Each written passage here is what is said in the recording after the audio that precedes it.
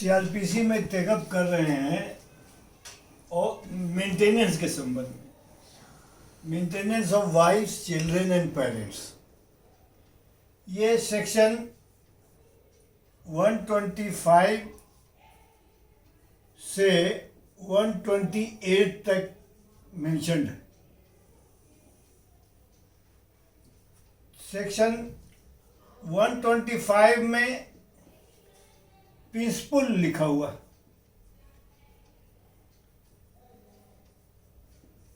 Peaceful means हुआ कि किसको मिलना चाहिए, कैसे मिलना चाहिए, क्या क्या हो, मेंटेनेंस के ऑर्डर में ध्यान देना है, ये पीसफुल हुआ।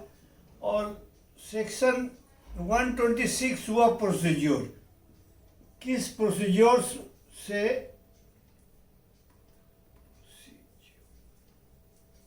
किस प्रोसीजर को अडॉप्ट करने पर ये प्रिंसिपल यानी मेंटेनेंस का ऑर्डर हो सकता है। यही मेन दो सेक्शन है।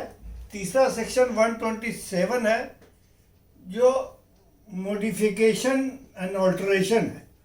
मॉडिफिकेशन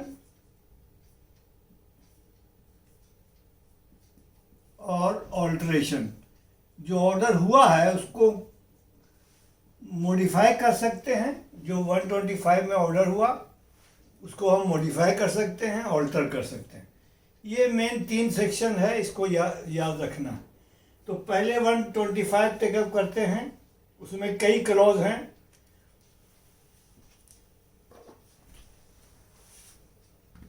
क्लॉज 1 कहता है कि जिस व्यक्ति को सफिशिएंट मीन्स होती, 3 चीज़ का ख्याल है। हैविंग सफिशिएंट मीन्स, जिसके खिलाफ ऑर्डर करना है उसको अगर सफिशिएंट मीन्स है तभी उसके खिलाफ ऑर्डर पास कर सकते हैं। पहला शर्त तो यही हुआ। अब दूसरा शर्त हुआ कि वो मेंटेन नहीं कर रहा है, निगलेक्ट कर रहा है या रिफ्यूज कर रहा है। 2 चीज़, निगलेक्टेड और रिफ्यूज्ड। ये 3 शर्त जरूरी है किसी भी ऑर्डर को पास करने के लिए। पहला कंडीशन है। दूसरा है कि अब कौन कौन आदमी उसमें इंटाइटल होगा मेंटेनेंस मांगने के। तो पहला है वाइफ। वाइफ मांग सकती है मेंटेनेंस, अनेबल टू मेंटेन, वो मेंटेन करने के लायक नहीं है तभी मांग सकती है। पहला शर्त हुआ। दूसरा हुआ हिज लीजिटिमेट और इलीजिटिमेट माइनर चिल्ड्रन। लीजिटिमेट और इलीजिटिमेट माइनर चिल्ड्रन।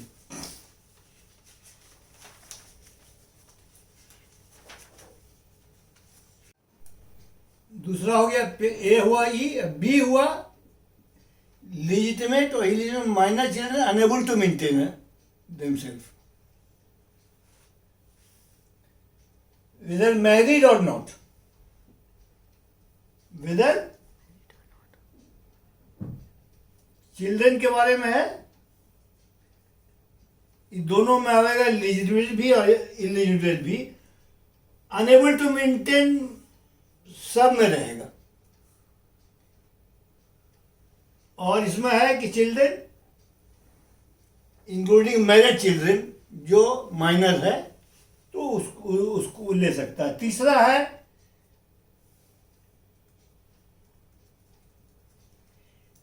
कि जो मेजर हो गया, चिल्ड्रन जो मेजर हो गया है लेकिन अनेबल टू मेंटेन है, प्लस हैंडीकैप है मेंटली फिजिकली, उसके लिए कोई शर्त नहीं है कि अगर मेजर हो जाएगा तो उसको नहीं मिलेगा। लेकिन बकिया चिल्ड्रन के लिए है कि मेजर हो जाएगा तो उसको नहीं मिलेगा। चौथा है डी में father mother unable to maintain himself or herself, ये 4 तरह के लोग हैं जो मेंटेनेंस सीख कर सकते हैं, उसको मिल सकता है। पहला शर्त हो गया, एक फर्स्ट क्लॉज खत्म हो गया। दूसरे क्लॉज में आता है कहाँ फाइल करना है। तो मजिस्ट्रेट फर्स्ट क्लास के यहाँ फाइल करेगा और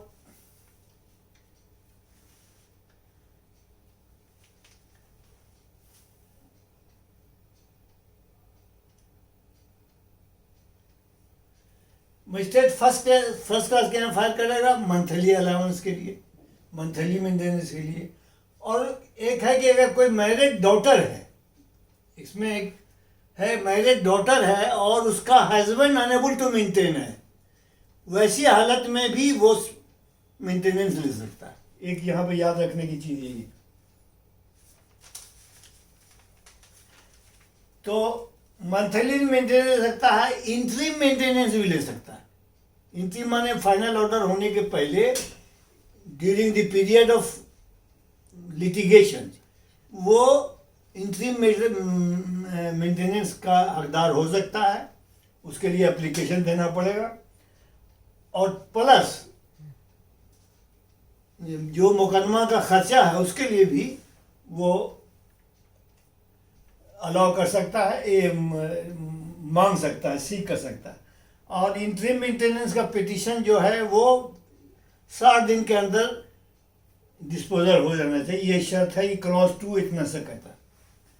अब क्लॉज 3 में है,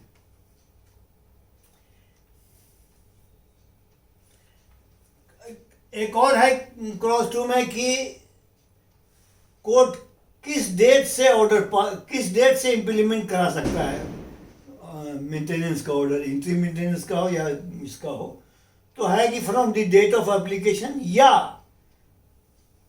from the date of the order. ये 2 तरह का ऑर्डर पास कोर्ट के डिस्क्रिप्शन पर है कि वो ये 2 डेट से इंप्लीमेंट करा सकता है, डेट ऑफ द ऑर्डर से या डेट ऑफ एप्लीकेशन। क्लॉज 3 है कि अब जो मान लिया ऑर्डर पास हो गया तो उसको रियलाइज कैसे करेंगे। तो रियलाइज करने के लिए है कि within 1 year from the date of the order वो अप्लाई कर सकता है। अप्लाई उसको करना है, जो भी जिसको भी मेंटेनेंस लेना है वो अप्लाई करेगा within 1 year from the date of the order, from the date of due date. जैसे 1 महीना हर महीना देना है, अगला महीना में ड्यू हो गया तो उसके with in 1 year maximum period दिया गया कि आपको अप्लाई करना है for maintenance.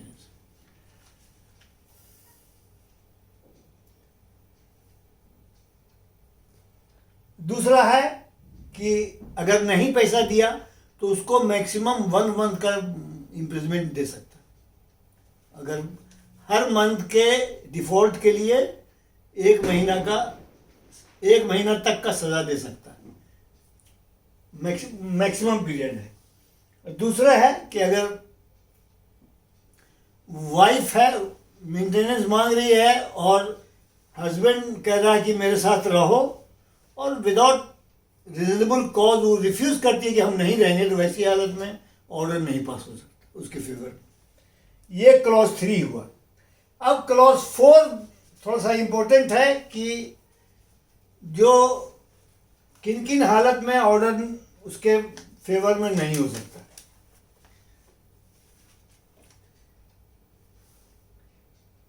No wife shall be entitled to receive an allowance for the maintenance or interim maintenance and expenses of proceeding, as the case may be, from her husband under this section if she is living in adultery। पहला अक्षर, अगर adultery में है तो वो उसके favour में order pass नहीं होगा।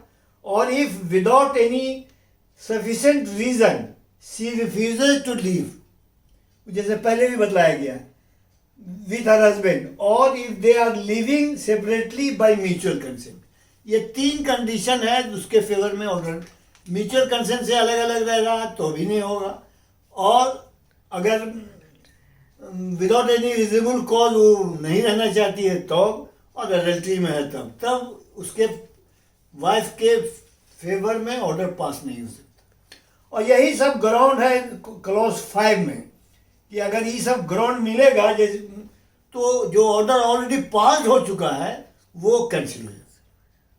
तो 125 यही हुआ। मेन सेक्शन इसका 125 है, उसका प्रिंसिपल बतलाया गया है किन किन हालात में उसको मिल सकता है। 126 में प्रोसीजर है कि ये क्या प्रोसीजर अडॉप्ट किया जा सकता है।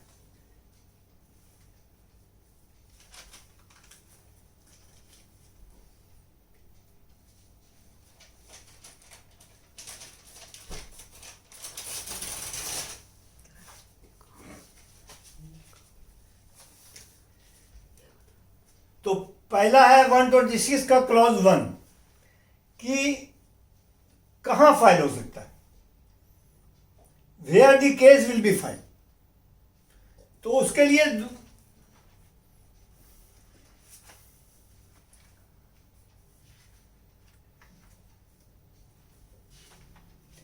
पहला है where he is proceeding under may be taken against any person in any district where he is, जहाँ वो रह रहा हो, where he or his wife resides, where he last resided with his wife, as the case may be with the mother of the illegitimate child।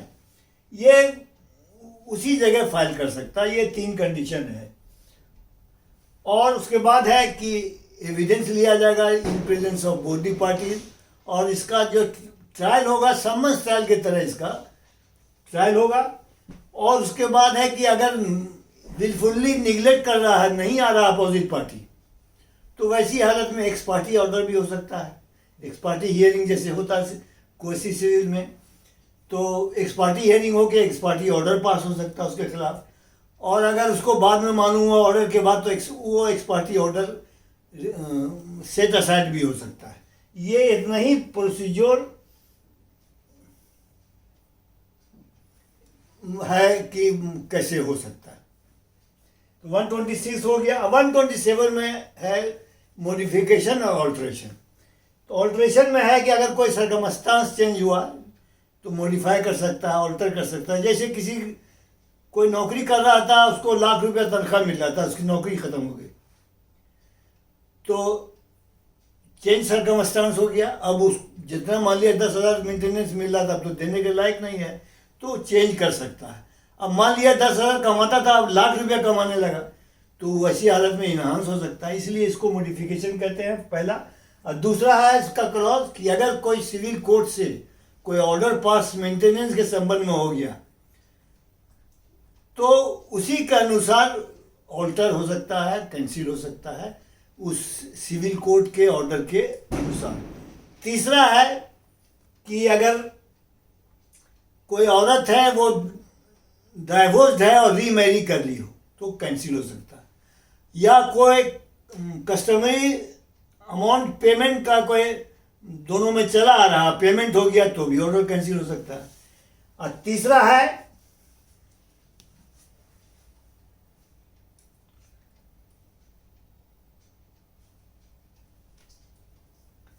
कि अगर कोई औरत को डाइवोर्स दिया गया हो, वो अपना मेंटेनेंस लेने वॉलंटरी सरेंडर कर दिया हो कि हम नहीं लेंगे, तो ऑर्डर कैंसिल हो सकता है। यही इतना है ऑल्ट्रेशन का। और लास्ट में है 128। 128 में है कि जो ऑर्डर हुआ है 125 में, वो किसी भी प्लेस में किसी मजिस्ट्रेट के समक्ष इन्फोर्स हो सकता है। बस इतने सा है। दैट्स ऑल आज मेंटेनेंस का एक